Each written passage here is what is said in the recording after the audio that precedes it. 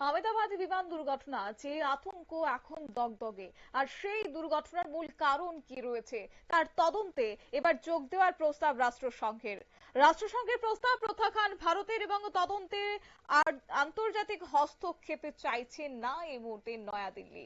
যাব বিস্তারিত, আমাদের সঙ্গে যুক্ত হয়ে গেছে প্রতিনিধি সম্রাট চৌধুরী। সম্রাট, বিস্তারিত বিষয়টা যদি একটু তুলে ধরো।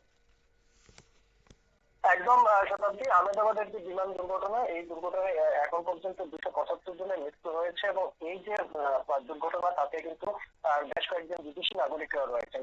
তো এই পরিস্থিতিতে কিন্তু বা যে এই দুর্ঘটনার যে তদন্ত, সেই তদন্তে কিন্তু সংশ্লিষ্ট দেশের বিভিন্ন তদন্তকারী সংস্থার পাশাপাশি রাষ্ট্রসংঘ কিন্তু এই তদন্তে অংশগ্রহণ করতে চেয়েছে এবং নজরদারি করতে চেয়েছে। যদিও ভারতের তরফে কিন্তু ইতিমধ্যে এই ঘটনার তদন্তের কোনো বা দেশের বাইরের কোনো সংস্থা বা রাষ্ট্রসংঘের সংস্থা বা কোনো বিদেশি সংস্থার অংশগ্রহণ যে আবেদন তা খারিজ করে দিয়েছে। বর্তমানে যে দুর্ঘটনার যে তদন্ত চলছে তাতে 3টি সংস্থা আপাতত এই ঘটনার তদন্ত কাজে জড়িত রয়েছেন। এর মধ্যে director general of civil aviation রয়েছে, এয়ারক্রাফট অ্যাক্সিডেন্ট ইনভেস্টিগেশন ব্যুরো, যাকে আমরা AAIB বলি, এবং bureau of civil aviation security, যারা মূলত বিমান পরিবহনের যে রয়েছে তার নিরাপত্তার বিষয়টি খতিয়ে দেখে। এই 3 সংস্থা মিলে কিন্তু ঘটনার তদন্ত করছে এবং ভারতের মধ্যে এই তদন্ত কাজ চলছে। ইতিমধ্যে এই ঘটনার সঙ্গে বিমানটির যে 2টি ব্ল্যাক বক্স সেটিও উদ্ধার হয়েছে,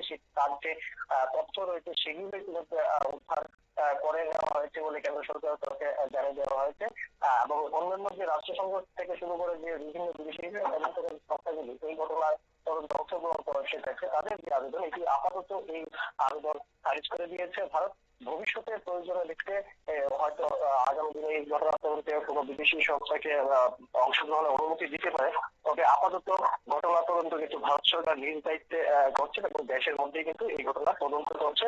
আগামী কিছুদিনের মধ্যে আমরা হয়তো জানতে পারবো যে ঠিক 12 জুন সেদিন আহমেদাবাদ বিমানবন্দর থেকে টেক অফের কিছুক্ষণের মধ্যে ঠিক কি কারণে সেই বিমানটি মাটিতে আছড়ে পড়েছিল এবং যাতে আপাতত 275 জনের মৃত্যু হয়েছে। শতাব্দী, ধন্যবাদ। অর্থাৎ যে সময়টাতে দাঁড়িয়ে আন্তর্জাতিক মঞ্চ কিংবা রাষ্ট্রপুঞ্জের পক্ষ থেকে তারা হস্তক্ষেপ করার দাবি তুলেছিল, সেই সময়টাতে কিন্তু ব্ল্যাক বক্স উদ্ধার হয়নি, তাই সেই সময়টাতেও ভারত সরকার না করেছে। এবং আহমেদাবাদের এই দুর্ঘটনা তদন্তে সরাসরি যেহেতু রাষ্ট্রসংঘ এই মুহূর্তে যুক্ত হতে চাইছে, অন্যদিকে এই কথা নিয়ে কিন্তু আপত্তি জানিয়েছে ভারত। অবশ্য সূত্রের যে দাবি, রাষ্ট্রসংঘের অসামরিক বিমান সংক্রান্ত তদন্তকারী agency international civil aviation organisation Ahmedabad দুর্ঘটনার তদন্তে নিজস্ব পর্যবেক্ষক নিয়োগের প্রস্তাব দিয়েছিল, কিন্তু সেই প্রস্তাব এবার প্রত্যাখ্যান করেছে ভারত সরকার। নিয়ে নিচ্ছে ছোট্ট একটি বিজ্ঞাপন বিরতির, সঙ্গে থাকুন।